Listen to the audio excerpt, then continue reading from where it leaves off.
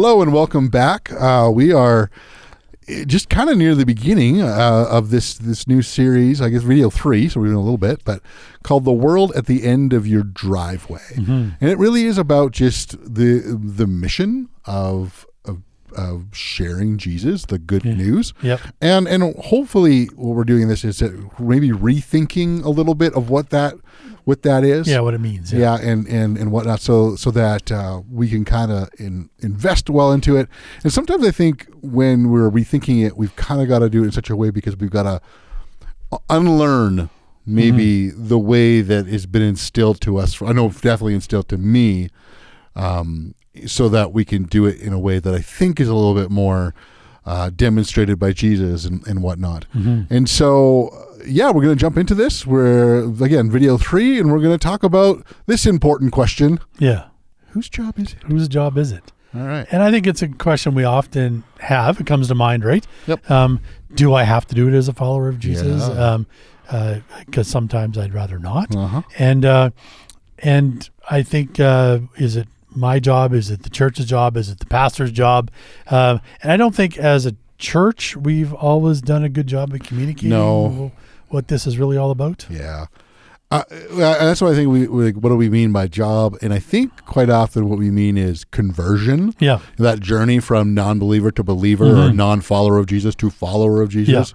Yeah. And I think we just come out right and say it. It is not our job to convert people. Yeah. I wholeheartly agree. And that's just that's it. So if you've carried that guilt of needing to do that or that, but you're not doing it, I hope we can do our best to wash that guilt off. Mm-hmm. It is not our job. It's not the right method, knowing the apologetic argument, handing out tracts or pamphlets, canvassing neighborhood, seeing every opportunity to move that conversation into the ultimate question is you need to follow Jesus. Yeah, or even creating events to invite people or inviting people to your church. And again, none of those things are necessarily bad things, but we really have to understand when it comes to the process of a person becoming a follower of Jesus who's never been a follower of Jesus before, how that happens. And I think we've stated it's not our job, so we don't have to convert people, so who does? Yeah, it's the Holy Spirit. It's the Holy Spirit, yeah. And it's really important as we kind of, again, challenge that notion. And again, we would probably do need to challenge it for ourselves, because even in that, say it's not, the job, it's not our job, it's the job of the Holy Spirit. It does bring into it, okay, but what does that mean for me? So what is our role then? Yeah, and because I think we said it in the previous one, kind of leading up to this, without discussing today's content, was that we need to be available. Yeah. So what does that mean? And it isn't just the Holy Spirit's going to do all the work, and they're going to bring people, strangers, to our front door to knock on the door and say, "Hey, the Holy Spirit told me that you're going to tell me how to become a follower of Jesus." That rarely happens. Right. Yeah. And so, but before we get into the role, I really want to take a moment to talk about the thing we need to unlearn. Yeah. Which is the whole idea, this whole sales pitch kind of idea. A lot of our neighbors can be very much interested in spirituality and maybe even interested in God and Jesus. Mm-hmm. But Dave Ferguson actually writes this. He goes, when it comes to this frustration their neighbor had, it's not so much that they've lost interest in any of those things. It's they've really lost interest in the way in which we present God and Jesus. Because a lot of times we're on the hard sell to get them to say a prayer. Absolutely. The first interaction. That's right. We're operating off of some sort of script. Yeah. And, and sometimes that can be the, a fear that we have why we're not sharing is because, do we have the right answer? Are we doing it the right way? Mm-hmm. What's the most effective way? What is the 1, 2, 3, and boom, they're going to say the prayer and it's done. Yeah. This is just it's just really not what we're supposed to be doing. Mm-hmm. So we need to unlearn that element. Because when we present it that way, I'm going to be honest, I think it comes across a little detached because we're looking for the right answer. Yeah. We're setting up every, almost like a chessboard of just strategically to get to this conclusion. We're looking for an outcome. Yeah. Yeah, exactly. And we're answering questions that sometimes no one's necessarily asking. We're not answering the questions they're asking. No. So it's time to lose the sales pitch. Yeah. So the idea of we play a role, it's, again, Holy Spirit, God doing the job. Mm-hmm. And so it's really important. Remember that it is God who's opening up the hearts of people around us. We are looking to the Holy Spirit for the role we might play. And I did really like that Sam Chan shares, and he's actually sharing what Timothy Keller did, talked about when it came to evangelism. And that is, he compared it to Elijah building an altar at Carmel in 1 Kings 18. Yeah, it's a good story. It's a story of a challenge between Elijah and some of the prophets of Baal to see which God is the true one. Yep. And so they both build altars, and the idea is that they're going to pray and ask God to set fire to the altar. And so the prophets of Baal pray all day and night, and Elijah provokes him a little bit with, maybe your God's sleeping, you need to talk louder. And nothing happens on their altar.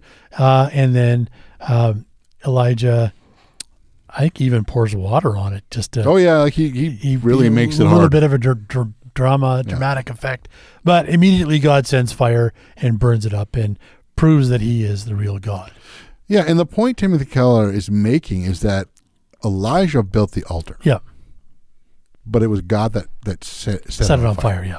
And so Elijah had a role, but that role wasn't to set it on fire. Mm-hmm. So then the question, what is our role, is a great question. Again, it's not just do nothing. No, we do play a role.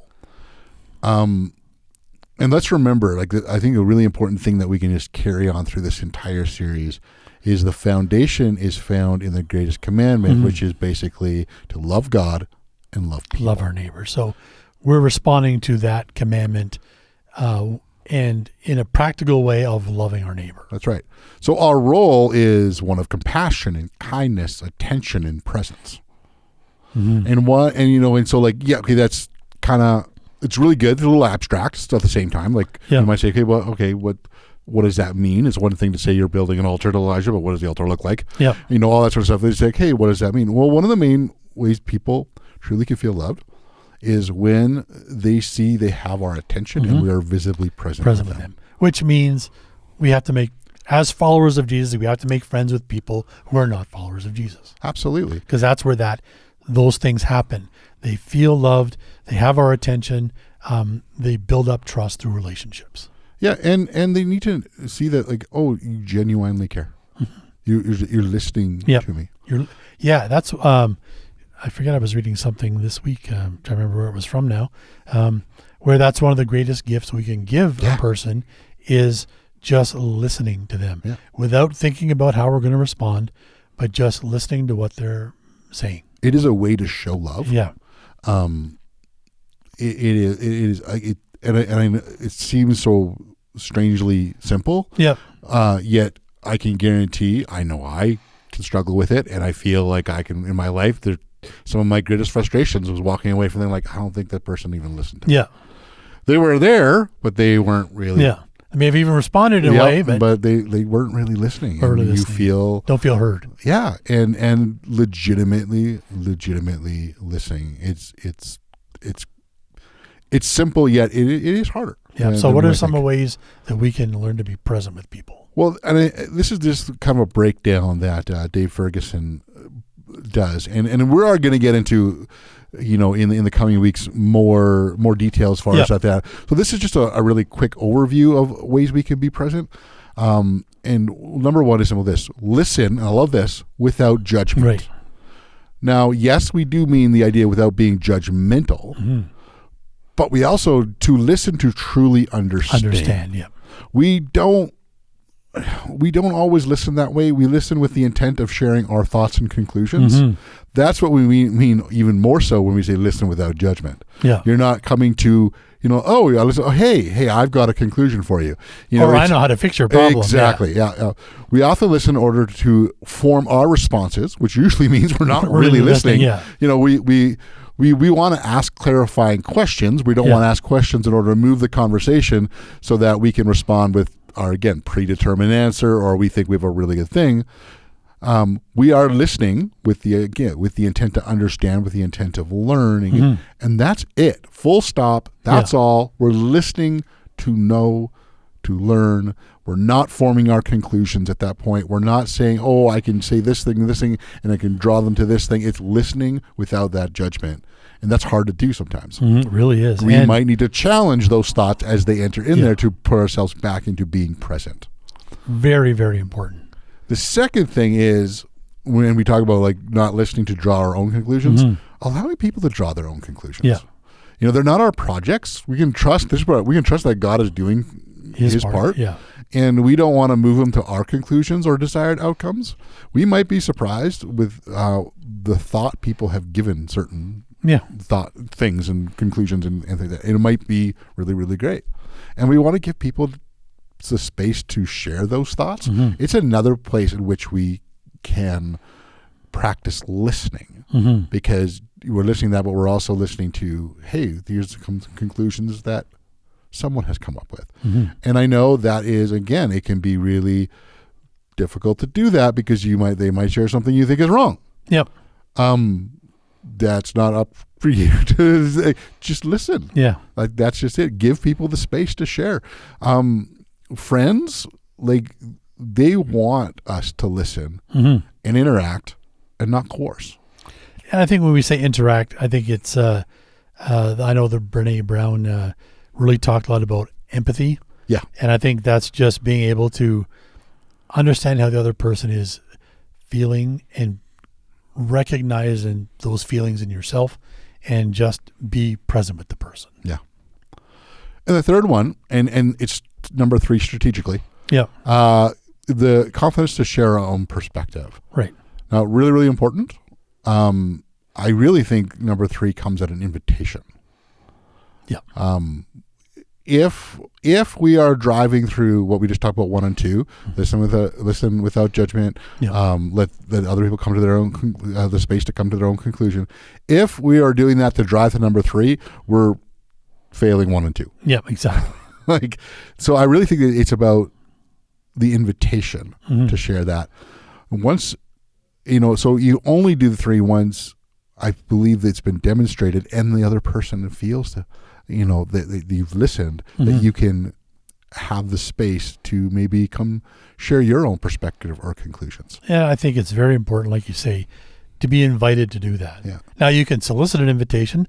I have something that might help you. Would you care to hear it? Exactly. Kind of thing. Absolutely. Or the other person might just volunteer. What do you think about this? Yep. And lots of times people, it can be one of 2 ways. They are looking to get input, or they're looking just to have someone relate to how they're feeling. Yeah. And it's really important to know. So really, again, when we get to this third one, understand it's invitation, and it needs to be only after the other 2 are truly being practiced. Take the time to discern that. Yeah. If we do that, the stories we tell, our thoughts, our conclusions, are going to be seen in a far more favorable light because we've really shown that we truly care. And it isn't about getting to this conclusion. In fact, we're okay to jettison these conclusions because it's more important for us to sometimes take the time to really listen. Exactly. So really at the end of the day, we talk about what our role is. It's to be a friend. Exactly. This has come up in every podcast now. It's just someone who's going to love you no matter what, whether you accept or reject Jesus as part of just being a friend. Someone who listens without judgment.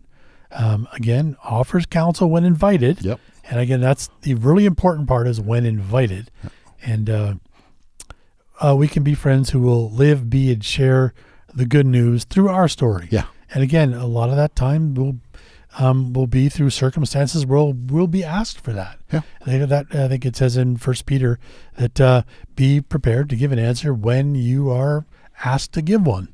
And too often we jump to the point of giving one without being asked. Yeah. And so I think it's really important. That always isn't being a friend. And I think being a friend is getting to know each other. When someone knows you're a follower of Jesus, they might be curious about that. They might not. They might, through circumstances, I know in my life, sometimes it's taken years to get to a point where we can actually have a good conversation about it, and that's okay. Yeah. The point was that we stayed friends during that time, and that spoke more volumes to the person than me just being sanctimonious about Jesus kind of thing. Yeah, and another thing is, as we go into even more talks in the midst of this series, even right here, we just talk about like just getting rid of the script and all that sort of stuff. And you might say, well, isn't it just some sort of formula as well? And to a degree, sure, but I think we might find ourselves, whatever kind of background we come from, we maybe do need to learn the art of listening. Yeah. We do need to sort of like, hey, we're unlearning. So sometimes, what are we unlearning? What are we leaning in towards to learn? And there's a lot of stuff. Like, I think there are a lot of people that the whole idea of like, oh no, this is a really good point. I don't really know how to listen. Even if it's not about sharing faith, we still tend to listen to come to help people come to our conclusion, whatever that might be, whatever subject that is on. And so this is a lot of relearning, just period. Yeah, and I think those kinds of responses a lot of times prevent us from being friends with people. Yeah. Instead of just truly listening and trying to relate. So I think the point of this is, we have a part to play when it comes to helping people learn what it means to follow Jesus, but we have to trust God to do his part and the Holy Spirit to actually prompt people to want to know about Jesus and to create the circumstances where we can actually share without looking like we're trying to convert somebody. Just be a friend. Just be a friend. That's all. All right. Thanks for listening and or watching today. We love bringing this kind of content to you, so please like and subscribe, and we will see you next time.